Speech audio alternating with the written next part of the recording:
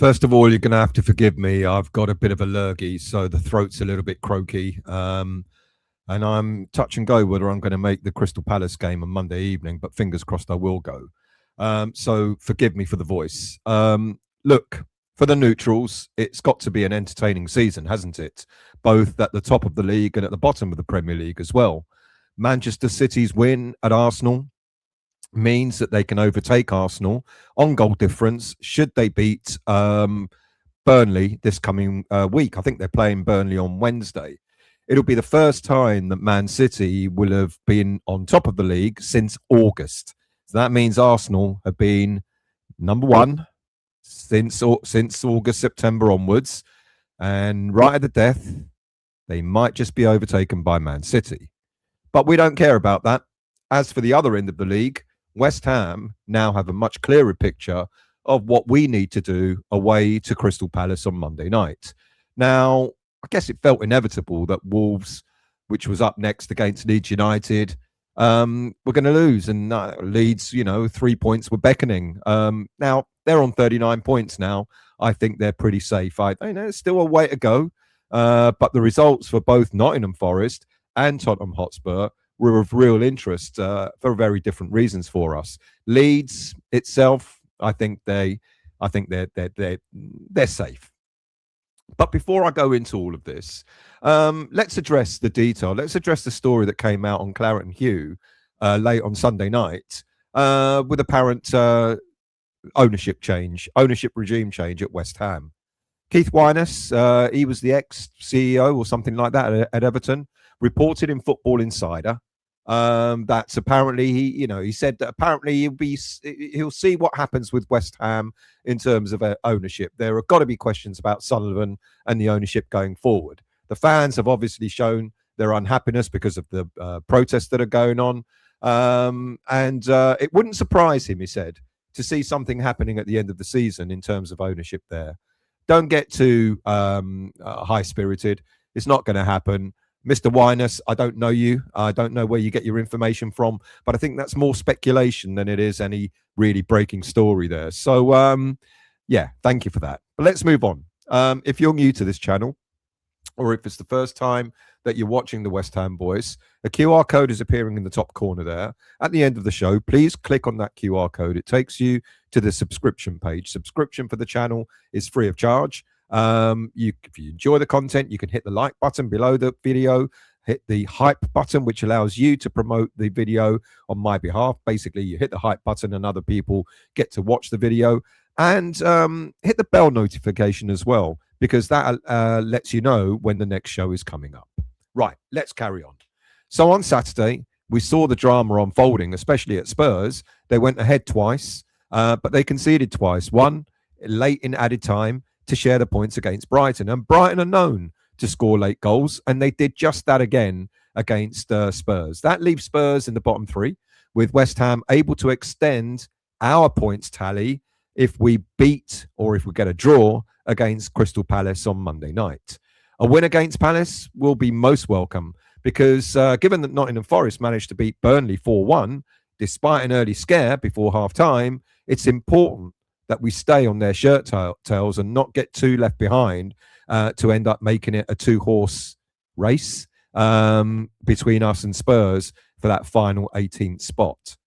Forest are on 36 points, and just like Leeds, they must feel that they're safe now and probably just one win away from safety. Will 39 points be the magic number? I don't know. It's quite possible it could be, but it's going to be touch and go. Look, it's possible that if we win, look, basically Tottenham have got to win at least, at this moment in time, 3 of their last 5 games to stand any chance of staying up, to get themselves to 39 points. Look, they haven't won a game since the end of December. And I don't really think, with the greatest of respect to them, I don't really think they've got it in them to win at least 3 more games of the 5 that they've got coming up. So what Spurs will be doing is basically they'll be chasing West Ham. And if we allow Nottingham Forest to pull further away, then Spurs will really, that will drive them, I think. And we need to create as big a points gap as possible. Look, creating a 2-point gap by getting a draw against Palace won't be the end of the world, but it will give Spurs a target to go and win. Obviously, they're going to have to win their next game. But if we create a 4-point gap, it makes Spurs their task just a little bit more difficult, because even if they go ahead and win their next game, they still will be in the bottom three. And on a psychological level, that is quite important for us. So, of course, I want us to win, but getting a draw will not be the end of the world. Now, Oliver Glasner, his comments after the Europa Conference League win against Fiorentina won't have filled Spurs with a lot of hope. Glasner stated that for the Premier League, a player has to be 100% fit if he's going to be selected for Premier League football. And he said if a player is 95% or feeling only 95%, then he will consider using other players within the squad. Now, this may just be mind games to make West Ham think that Glasner's going to put out a weakened team. Maybe.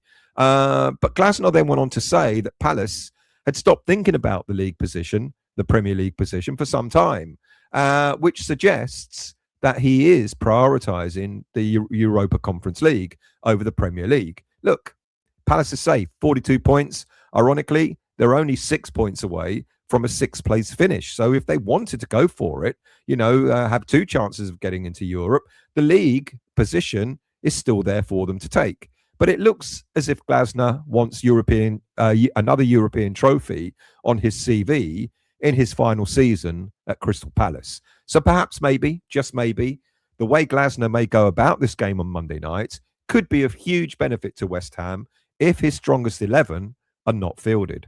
But let's not take anything for granted, because they've got a pretty decent squad. But the flip side of this is, because the squad's players might be used, they'll also have an eye on wanting to play in European football as well as Premier League football. And they just might set a reminder for Glasner by putting out all the stops to show what they're capable of, to try and get a win against West Ham and play really well. So it's not a given. Even if Glasner doesn't put out his strongest 11, he's going to put out a competitive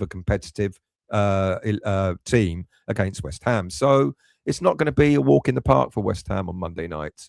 Look, our aim, the next milestone, is for us to get to 36 points as soon as possible. Now, I've mentioned in my previous show, I'm not suggesting for a moment that 36 points is necessarily going to be enough to stay up, but it will be hugely psychological. It'll be psychologically positive if we can get there over the next couple of games, or even above it over the, if we win 2 games against Palace and Everton, then we will be above that. Because after Monday, Leeds are away to Bournemouth, and I've got to hold my hand up to admit that I'm talking about, who could we possibly reach now? And I think Leeds have pulled away, but they've got Bournemouth in their next game. And I thought after they progressed in the FA Cup and they picked up injuries, that they'd struggle in their last 2 games. And I predicted that they would lose against Man United and they would draw against Wolves. How wrong was I? So 2 wins has more or less sealed their Premier League status. So I think, it's going to be a task to try and catch up with them. They got Bournemouth away next, and who are doing exceptionally well this season and are also chasing a European spot after for Anthony Iraola's last season as well. So it's not going to be an easy game for them, Leeds. They can't rest on their laurels just yet.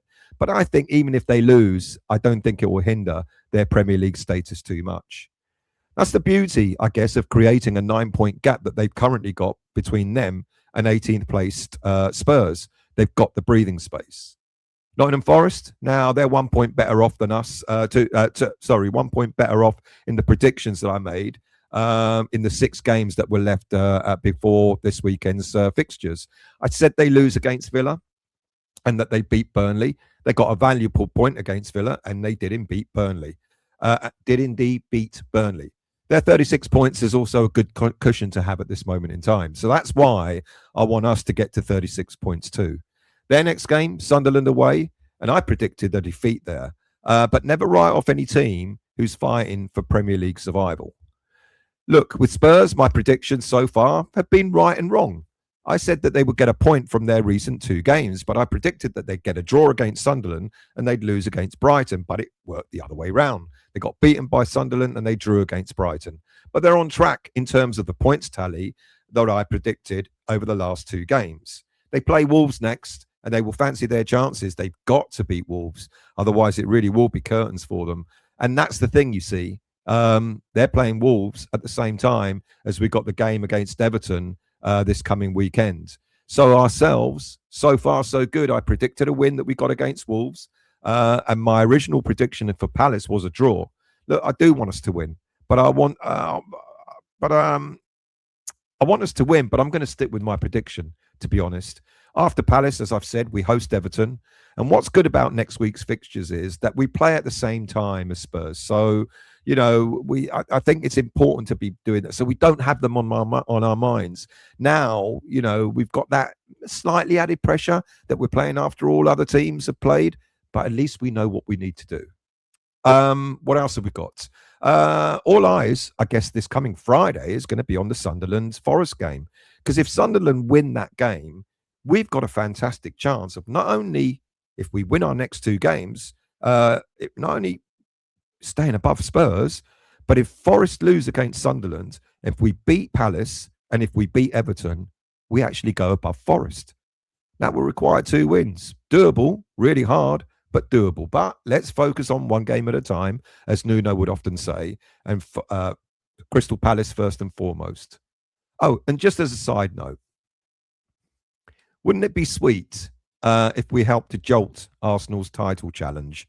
Now, I know I'm getting a bit too far now, but imagine if we got a positive result from that game to help us with our relegation fight, and at the same time dent their hopes of winning the Premier League. Wishful thinking. That'll go on the back seat for the next few weeks yet. So there you have it. The results have been interesting. Some have gone our way. The likes of Spurs drawing has certainly gone our way. Nottingham Forest, I predicted they'd win anyway, so they got their win. But Leeds United have certainly impressed me, and they're more or less out of it now. I'm still going to put them there until they get past the 40 mark. Once they get past the 40 mark, we can sort of say they're definitely safe. But it's all to play for. 5 games left, or for West Ham, 6 games left. We've got to get the win we need, starting against Crystal Palace on Monday night.